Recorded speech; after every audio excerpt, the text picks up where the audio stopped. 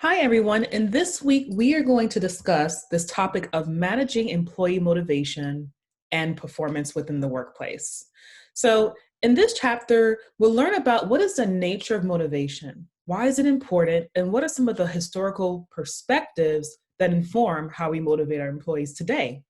We'll also talk about identifying and describing some of the content perspectives of motivation. So there's two perspectives. There's a content piece and the process piece. So we're going to identify those pieces and determine what are the implications for today's workplace. We'll talk about some of the reinforcement perspectives, and then we'll also identify and describe some of the popular ways companies and leaders motivate their employees. And then we'll describe the role of the organizations and how they reward employees and how that connects to motivation.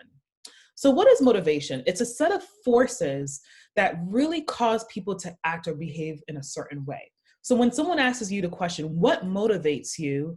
You'll probably answer, I am motivated by a reward, or I am motivated by feeling good about what I've done. There's different forces that motivates us to pursue a certain behavior. It's like, what motivates you to go to the gym? What motivates you to eat healthy? There are certain things that do that for you. So motivation is all about what are those forces that cause you to choose a certain behavior. And some of the determinants of motivation is individual performance, motivation, ability, and the work environment as well. So this is what the process of motivation looks like. Usually motivation starts with a need or deficiency, right? So there's a need to get healthier. There's a need to get an A in the class. There's a need to get that promotion. So usually we recognize within ourselves that there's a need or there's a deficiency. A deficiency could be like, I'm hungry and I'm motivated to get something to eat, or I want to get more pay, or I want to get a higher grade. And then usually once we figure out what that need is, we search for ways to satisfy that need, right? We choose the behavior to satisfy that need. So say, for example, if my goal is to get healthier, that is a need that I have. Ways to satisfy that need could be going to the gym, or I may try to search for what are some of the ways that I can get healthier. And then I choose a behavior. So behavior could be going to the gym, working out, hiring a nutritionist, or some of those other places. And then I evaluate, am I truly satisfied with my health journey experience? And then if I'm not, I may choose another course of action. If I am, I may continue that course of action, which is a little bit of reinforcement. And then I determine future needs and future choice for satisfaction. So one thing to remember about motivation is that it always starts with some sort of a need or deficiency, a need to be recognized, a need to be seen, heard, or known, or a deficiency in which we want to compensate for. So we're actually going to transition into this content perspective of motivation. It's the approach to motivation that tries to answer this specific question. What factors motivate people? What motivates us? And it's really focused on the needs and the need deficiencies of individuals. So this is the framework that we talked about earlier. So some of the content perspective of motivation, some of this you may have heard before, like Maslow's hierarchy of needs is an example of that. Herzberg's, McClelland's achievement, power, and affiliation needs. These content perspective of motivation really focus on the factors that motivate people, and it's usually focused on needs. Needs are the driver of motivation, and these are what our theorists here talk about. So Maslow's hierarchy of needs suggests that people must satisfy 5 groups of needs in order. So it's a hierarchy, it's a triangle, which I'll show you later. And it's physiological, security, belongingness, esteem, and self-actualization. So this picture right here shows this hierarchy of needs. So at the bottom is physiological needs, the need to make sure we have food, shelter, our basic human needs are covered in this specific, the bottom of this pyramid. As we go up, then we have a need for security. And if you think about it, our general examples of these needs are food, stability, friendship status, and achievement. And then on the other side is organizational examples. So what are the implications of this theory within the workplace? And this graph covers that. So we have physiological needs, we have security needs. So security is a pension plan. Belongingness is friendship. So what are your relationships with your colleagues at work? The other piece is esteem. job titles, promotions, the being recognized for your work. And lastly, the goal is always self-actualization. Self-actualization is us meeting our highest purpose or our highest self. So having a job that's challenging or a job that allows you to go to school so that you can increase your knowledge. There's many different ways in order to reach self-actualization, and we're wired for purpose. So according to Maslow, as long as we have all of these other needs taken care of, then we can really focus on what is my purpose and how can my job really help me contribute to that. So there's a couple of perspectives on the hierarchy approach, and maybe you may be questioning, does this really apply to my life? So the contribution of Maslow's theory has been really huge, right? It has identified and categorized our needs in a very structured way. And it also has emphasized the importance of needs to motivation. Because as you saw earlier, our needs and deficiencies is what motivates us. It's the force behind our behavior. But some of the weaknesses that the authors talk about is all levels of needs are not always present. And ordering the importance of needs is not always the same. It may change from culture to culture, from person to person. And so it's really, really important for us to consider context, right? And even in your life, does this hierarchy of needs apply to where you're at? Are there some needs that matter more to others? And it may be just individualized, but it at least gives you an understanding of what types of needs do you have and how do you plan to approach to address them. The other theory is Herzberg's two-factor needs. It's actually pretty similar to Maslow's needs, but it suggests that the people are satisfied or dissatisfied and they're influenced by two sets of factors, motivating factors and hygiene factors. So the theory assumes that the motivating factors are work content, which can range from satisfaction to no satisfaction, and hygiene factors are work environment, and they range from dissatisfaction to no dissatisfaction. So this picture kind of shows what this theory looks like visually. So the motivation factors that we have at work are achievement, recognition, the work itself, is it challenging? Does it make me feel good? The responsibility that comes with the work, and then the opportunity to advance and grow and maybe reach some possible leadership skills or leadership opportunities. The motivation factors, if they're present, we're either satisfied or not satisfied. So if they're present, we're satisfied. If they're not present, it doesn't affect our satisfaction. The hygiene factors is interesting. The hygiene factors are supervisors, working conditions, interpersonal relations, pay, pension, all those pieces, company policies, your employee handbook, making sure those pieces are in place. If those factors are not present, you become dissatisfied. If they are present, there's no dissatisfaction. So one thing to remember about Herzberg's theory of two-factor theory is that when the motivation factors are present, we're satisfied. But if they're not present, it's no satisfaction. For hygiene factors, if those factors are present, it doesn't affect our satisfaction, but if they are not present, we do become dissatisfied. And so it's really important that the fundamental needs in the workplace are being addressed, because if they're not, employees can become dissatisfied. And the next theory is McClellan. So he talks about three areas of human needs: the need for achievement, the need for affiliation, and the need for power. So for achievement, the focus is on the desire to accomplish a goal more effectively than in the past. So the need is to constantly push the needle or increase the bar, right? So we all have this need to do better than we did before. So if you're taking a class and you may have gotten a B plus or an A B, your goal is to get an A the next time. Or if you took a test and you got a B, your goal is to get an A the next time. We're constantly pushing ourselves to be the best that we can be. Affiliation is all about human companionship and acceptance. It's about the relationships that we have with others, our friends, the people around us. We all have that need. We're all wired for community. And McClellan really highlights that in this theory. The last need is for power. The power to be influential and to control your environment. And that's usually connected to our desire to want to be powerful leaders or lead in different areas of our lives or even in the workplace. Now, the process perspective, so we talked about the content perspectives of motivation.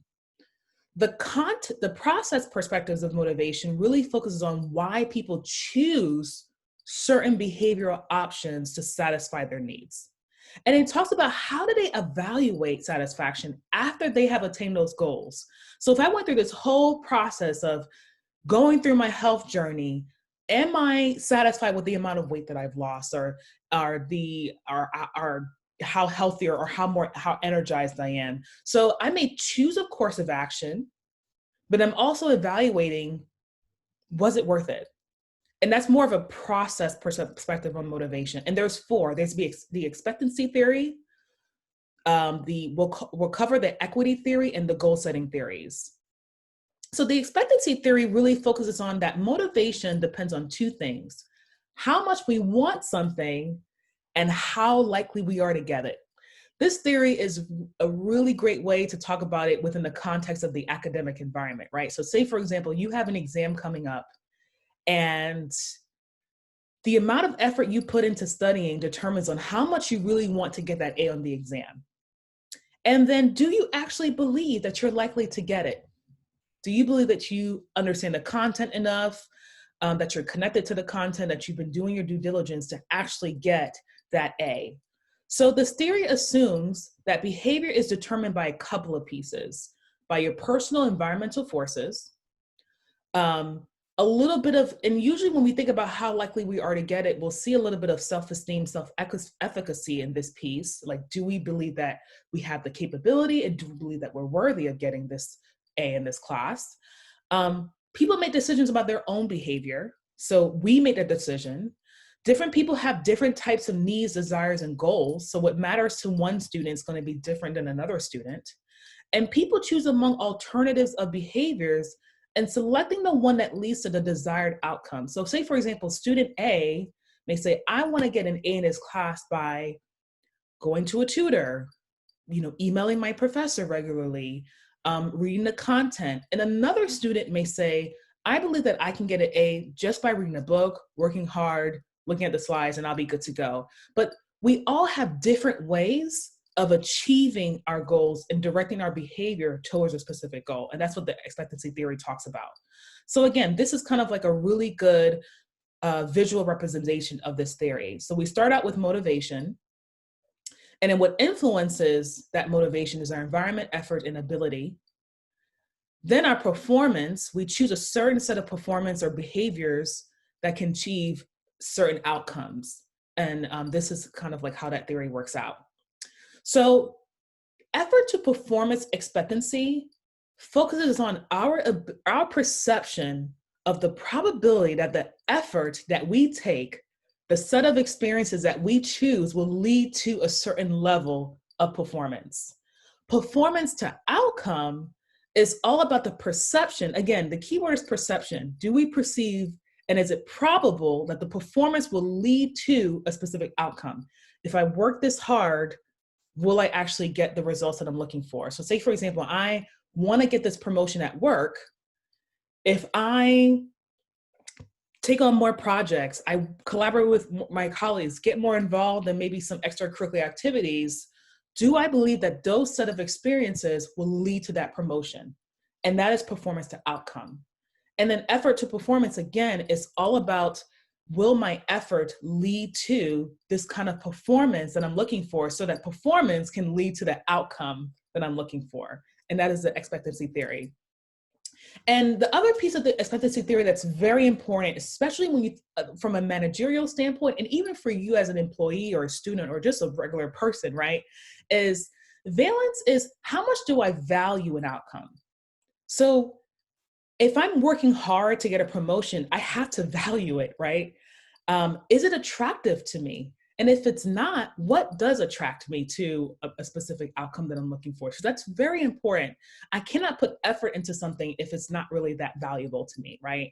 And the outcomes themselves, which we call consequences, attractive outcomes have positive value. Unattractive outcomes have negative value, right? Outcomes to which an individual is indifferent has zero valences. So it's going back to the topic of what we value is going to impact our performance and the outcome that we seek. So it's very important for us to ask ourselves, if we're working towards something, is it valuable to us? Or what is valuable to us that can cause us to choose a certain performance or behavior in order to reach that goal? The other theory is the equity theory. Talks about how people are motivated to seek social equity in rewards they receive for performance. And it talks about the input process and the outcomes of the job. So say, for example, I am working in the office and I have a lot of time, I have a lot of experience, I put a lot of effort, I have a strong educational background, and I'm loyal to the organization. If I put all those pieces together, the outcomes that I'm looking for are pay, recognition, promotions, social relationship, and some other intrinsic rewards. Intrinsic rewards are rewards that we are satisfied when we're able to achieve something and it gives us the sense of personal gratification. One thing to really think about as it relates to the equity theory is that we tend to compare ourselves to others. So say, for example, you come in with experience and you work hard, you come early, you leave late, you're loyal to the organization, you're expecting to be recognized for that effort. But say, for example, you have another colleague of yours who doesn't put out as much time, doesn't have as much experience as yours, and is not as loyal, but then you both are up for a promotion and that person gets the promotion and you don't. You're going to look at that as inequity. You're going to say, wait a minute, I put in so much more effort than my colleague. Why am I not getting treated with the same type of rewards that my colleague is getting, even though I put as much effort? And we tend to compare ourselves to others. So this is another visual representation of this theory. We look at equity theory from a lens of our own selves, our inputs and outputs, but we also look at inputs and outcomes of others. And then sometimes when we compare ourselves, if there's a perception of equity, we're motivated to keep everything the same. We're going to continue to do what we're doing because we're on the right path.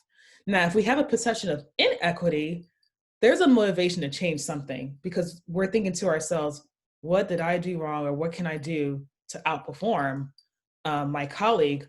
Or we may feel like we're not being valued by our company, and it may cause us to become demotivated. Now, when we feel equitably rewarded, we accept comparison as a fair estimate. We're good to go. And we usually compare ourselves to our colleagues. Now, when we feel under rewarded, we reduce inequity by a couple of ways. And this is where it's important for managers to pay attention to this. We change our inputs by trying harder, or sometimes we just slack off because it's like, okay, well, if my colleague is getting promotions and they're not working as hard as I am, then I need to decrease my performance. This happens a lot in the workplace. We'll change our outcomes by demanding a raise. We'll say, well, if this person gets a promotion, I think I deserve this too. Here's the evidence. Here are my inputs, right? My time, experience, education. We'll also kind of distort the ratio a little bit. So we may try to alter our perceptions and say, maybe I just thought about it too high. Maybe I set the bar too high for myself or for others. So let me just change that to make myself feel more comfortable about what's going on in my job. We tend to do this a lot. We may leave the situation by quitting the job because it's like, if I'm not treated fairly, I'm going to find somewhere else to go. Or we may try to choose another person to compare ourselves against, so that we may try to determine, maybe I did not choose the right person. I need to choose someone else to make sure that we're leveling the playing field. But one thing to remember about equity theory, it's all about our inputs and outcomes and our comparisons to others. So if we feel over-rewarded, we may try to increase or decrease our inputs. So we may try to increase our inputs because we're trying to live up to the level of reward that we received, or we may try to decrease our inputs if we feel like, well, if I didn't have to work that hard to get to this reward, then why work hard, right? We may try to distort ratios, very similar to what we talked about earlier, by rationalizing, or we may try to help the object person gain more outcomes, to help the person who we're comparing ourselves gain more outcomes like we have. Now, the goal setting theory is another process perspective on motivation. It talks about how behavior is a result of taking intentional conscious goals and setting intentions for ourselves. And so setting goals influences behavior for organizations. So the characteristics of goals is how difficult is it? How specific? Can we accept that goal? And how committed are we to that specific goal? And so, and when we think about the goal setting theory, one thing to remember is when we set a goal, we want to set a goal that's challenging enough to motivate us to maximize our potential, but we also want to set a goal that is going to be not so challenging that it's impossible. So there's kind of like a happy medium, but also we also want to make sure that that goal is challenging enough that it allows us to push ourselves to be the best version of ourselves. But we also need to specify what that goal is. So SMART goals, that SMART goal framework is a really good framework to use. Is it specific, measurable, attainable, relatable to what you want to do? And is it timely? And then we also must be committed. When we're committed to our goals, we're motivated. So if your goal is, I want to get an A at the end of this class, then what we're going to do is say, okay, how can I commit to that? And then make sure that my behavior aligns with me meeting my goals.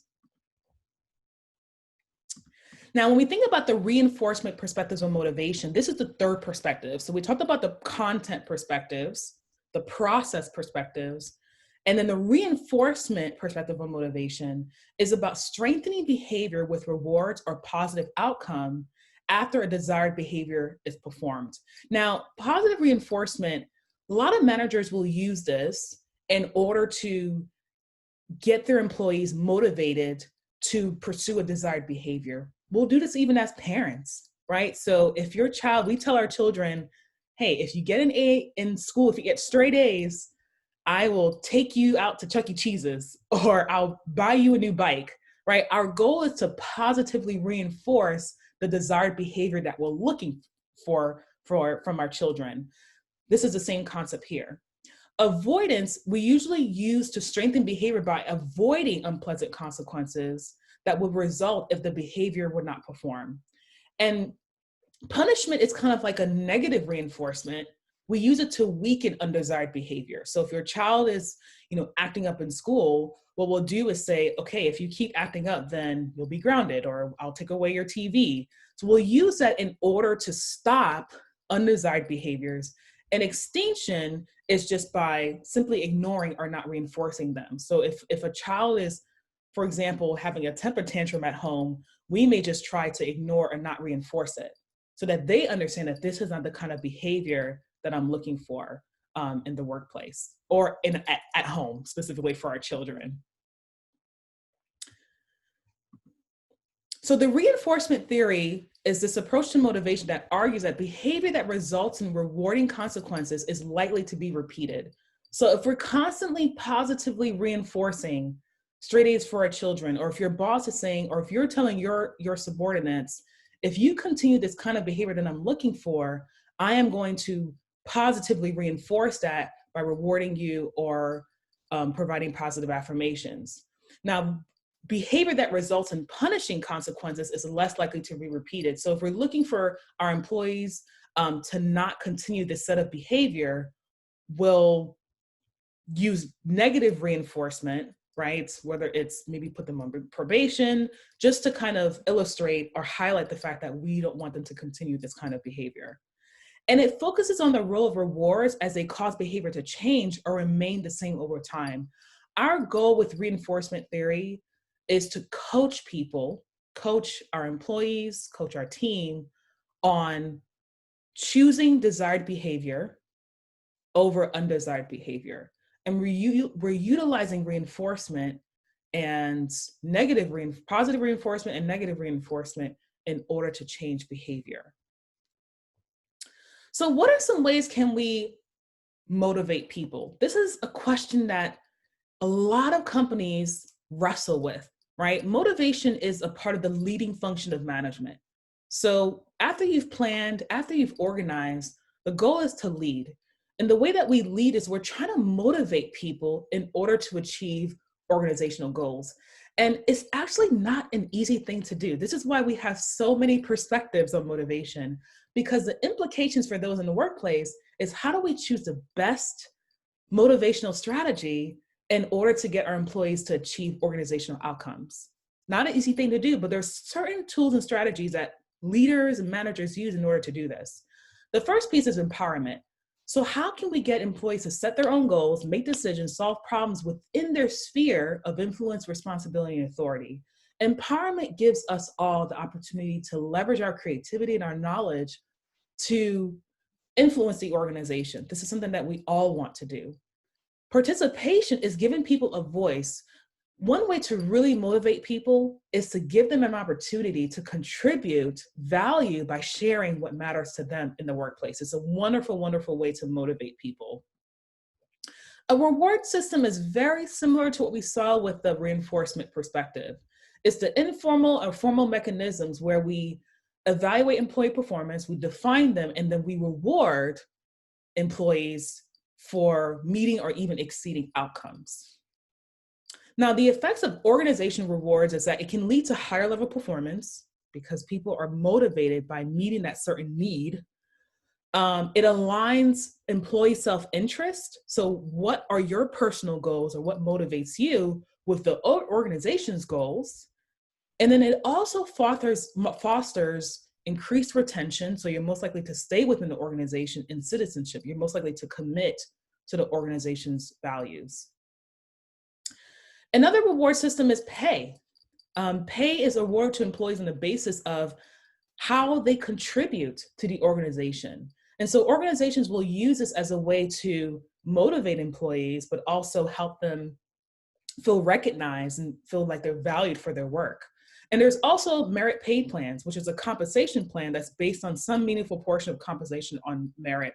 Some companies will use stock options or some other merit pay mechanisms in order to reward their employees financially. And then your book also talks about other monetary incentives. So pay is one, a commission plan is one. So if you are able to make enough sales, you'll see this a lot in like car sales or real estate, then you get a commission or a portion of that sale. So that's a really good way to motivate the sales force. Some non-monetary incentives includes days off, additional paid vacation, or even special perks. And if you can remember from the theory, that the expectancy theory, it's very important to know, what type of value do employees put on certain rewards or certain outcomes? Because you have some employees who value pay, but there's some employees who could value, I actually would love some more days off. I'll take that over pay, or I'll take that over a commission. So it's very important when you're creating reward systems, understanding what really matters to employees is very, very important. So we talked a lot about motivation and what motivates people. And some of the key takeaways I want us to remember is the motivation theories provide us with a wide range of tools to help us understand what influences our behavior and the behaviors of others. The content perspectives that we talked about earlier is all about how do we address those motivations. The prospect perspectives focuses on why people choose certain behavior options to satisfy their needs and how do they evaluate that satisfaction after they obtain those goals. And as a manager, it's important to understand that and what are the implications of those in the workplace. The reinforcement perspectives gives us strategies on how do we reinforce desired behavior and how do we try to negate undesired behavior. Knowing various motivational strategies is super critical to applying them to the organizational context. As a manager, as a team member, understanding which one works the best is very important. And when creating rewards, it is very important to understand what rewards are meaningful to your team. Is it the monetary incentives that matter, or is it the non-monetary incentives that matter? Thank you so much for listening to this lecture.